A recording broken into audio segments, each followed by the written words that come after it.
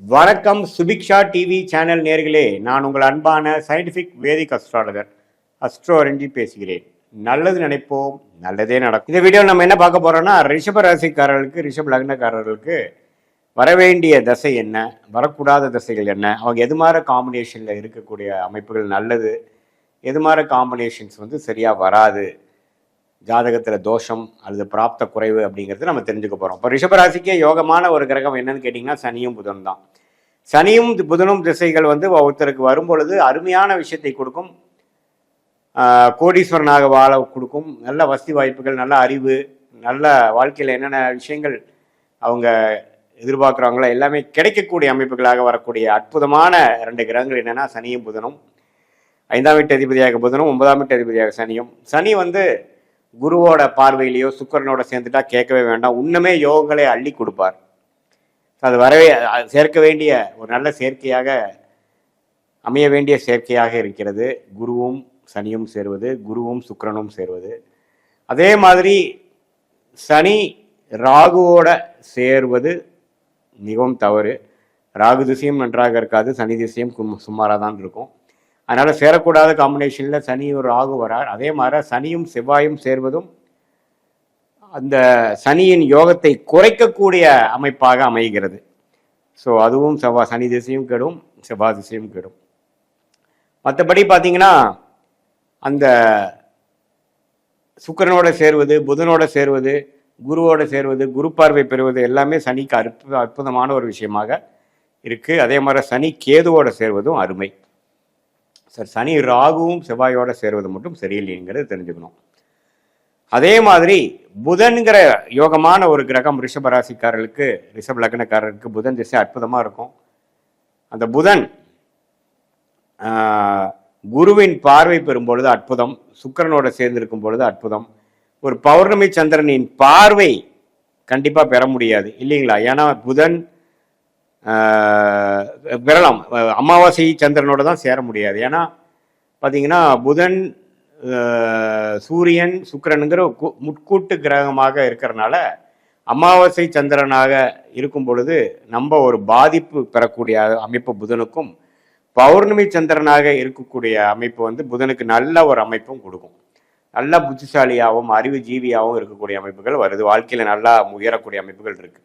So குரு சுக்கிரன் பௌர்ணமி சந்திரனின் தொடர்பு வரும்பொழுது அற்புதமான விஷயங்கள் கண்டிப்பாக உண்டு. அதே சமயத்தில் புதன் ராகுவோடு சேரும் பொழுது புத்திகாரங்கனாகிய புதன் டிஸ்டர்ப் ஆவார், குழந்தைகள் பெறுவதில் பிரச்சனை வரும், திருமண தடைகள் கொடுக்கும், படிப்புல தடைகள் கொடுக்கும், அது மாதிரி விஷயங்கள்லாம் இருக்குது. மற்றபடி புதன் சனி சேர்வதும் ஓரளவுக்கு கொஞ்சம் தவறு தான். புதனுக்கு கொஞ்சம் சுமாரான அமைப்பு தான். அதே மாதிரி புதன் செவ்வாயோட சேர்வதும் புதன் டிஸ்டர்ப் ஆவார், செவ்வாய் டிஸ்டர்ப் ஆகும். ஸோ படிப்பு விஷயத்தில், அறிவு சார்ந்த விஷயத்தில், குழந்தைகள் விஷயத்தில், அது மாதிரி விஷயத்தில் அவ்வளோ நல்ல ஒரு உடனே வரக்கூடிய நல்ல பலன்கள் இல்லாமல் தடைகள் தாண்டி தான் நல்ல பலன் வரும் அப்படிங்கிறத நீங்கள் தெரிஞ்சுக்கணும். ஸோ வரவேண்டிய 2 திசை, சனி திசை புதன் திசை, யாரோட சேரக்கூடாது யாரோட சேருன்னு தெரிஞ்சிட்டீங்க. வரவே கூடாத மிகவும் சுமாரான திசையாகிய குரு பார்த்தீங்கன்னா ராகுவோட சேர்ந்துட்டாருன்னா ஒன்றுமே பிரச்சனை. குரு ராகுவோட சேர்ந்து குரு திசை வந்துருச்சுன்னு வைங்களேன், டோட்டல் ரொம்ப கேர்ஃபுல்லாக இருக்கணும். ஏன்னா அவர் ஆல்ரெடி ஆதிபத்திய விசேஷம் இல்லாத கிரகம். அவர் ராகுவால் பாதிக்கப்பட்டு குரு திசை வரும்பொழுது ஒன்றுமே நல்லா பாட்டுப்படுத்தும். ஆயுசு விஷயத்தில் ரொம்ப கவனமாக இருக்கணும். அது மாதிரி அமைப்புகளாக இருக்குது. அதே சமயத்தில் குரு சனியோட பாதிப்பில் இருக்கும் பொழுது கொஞ்சம் டல் அடிக்கும். அதே மாதிரி கொஞ்சம் கேதுவோடு இருக்கும்போது வேறு மாதிரி ஒரு பலன்கள், நல்ல ஒரு டிஃப்ரெண்ட்டான பலன்கள்லாம் வரும். அது தப்பு இல்லை. எப்படி போயிட்டுருக்கு, எது மாதிரி லக்னத்தில் பிறந்தீங்க, எது மாதிரி ராசியில் பிறந்தீங்க, உங்களுடைய ரிஷப ராசிக்கு தகுந்த மாதிரி அமைப்புகள் எப்படி இருக்குது, எந்தெந்த கிரகங்கள் எப்படி இருக்குது, சனி திசை குரு திசை புதன் திசைங்கிற யோக திசைகள் வருகிறதா, அல்லது உங்களுக்கு அவயோக திசை குரு திசை தான் வருதா, அந்த குரு திசை எப்படி பாதிக்கப்பட்டிருக்கு, நல்ல காம்பினேஷன் நாம் பேசின குருச்சந்திர யோகம், குருமண்டல யோகம், அந்த சுக்கிரனும் செவ்வாயும் சேருவதும் பார்த்தீங்கன்னா செவ்வாய்க்கு நல்லது. அது மாதிரி நல்ல யோகங்களாக இருக்கா, அல்லது புனர்ப்பு தூஷம் என்று சொல்லப்படுகிற சந்திரன் சனி சேர்வது, ராகு சனி சேர்வது, புதன் ராகு சேர்வது, அதே மாதிரி குரு ராகு சேர்வது, அது மாதிரி விஷயங்கள்லாம் இருக்காங்கிறது நீங்களே உங்கள் ஜாதகத்தில் பார்த்து அது பிரகாரம் பிராப்தங்களை தெரிந்து கொள்ளலாம்.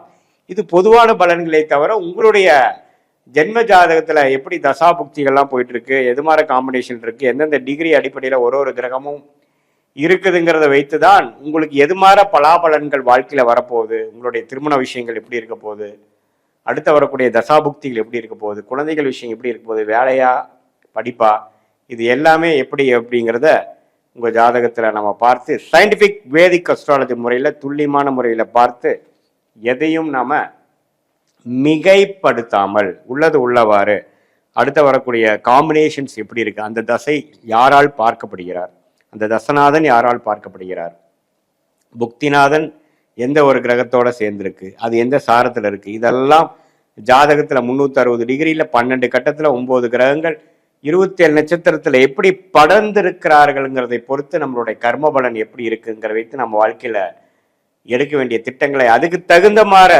நம்ம அலைன் பண்ணிட்டோம்னா வாழ்க்கையில் எந்த விதத்திலையும் நம்ம போராட்டங்கள் பண்ணாமல் எந்த நம்மளுடைய காம்பினேஷன்ஸ் எப்படி இருக்கோ, எது மாதிரி தோஷங்கள் இருக்குது, எது மாதிரி பிராப்தங்கள் நம்ம ஜாதகத்தில் இருக்கோ அதுக்கு தகுந்த மாதிரி ஒரு வாழ்க்கையில் பையக்கூடிய ஒரு தொழிலாக இருக்கட்டும், ஹையர் ஸ்டடீஸாக இருக்கட்டும், வேலை வாய்ப்பாக இருக்கட்டும், திருமணமாக இருக்கட்டும், வாழ்க்கையில் எந்த நேரத்தில் எது எடுக்கலாங்கிற முடிவாக இருக்கட்டும், அதெல்லாம் அப்படி பிரகாரம் நம்ம எடுக்கும் பொழுது வாழ்க்கையில் நம்ம எந்த விதத்திலும் முரண்பாடான விஷயங்கள் போடாமல் எதிர்நீச்சல் போடாமல் சயின்டிஃபிக் வேதிக் அஸ்ட்ராலஜி முறையில் நம்மளுடைய ஜாதகத்தில் இருக்கக்கூடிய காம்பினேஷன்ஸ் என்னங்கிறது துல்லியமாக தெரிந்து கொண்டு அதுக்கு தகுந்த மாதிரி வாழ்க்கையை நடத்தி கொண்டு வாழ்க்கையில் எளிதில் வெற்றி பெற முடியும் என்று சொல்ல விரும்புகிறேன். மீண்டும் மற்றொரு காணொளியில் சந்திப்போம். நன்றி, வணக்கம்.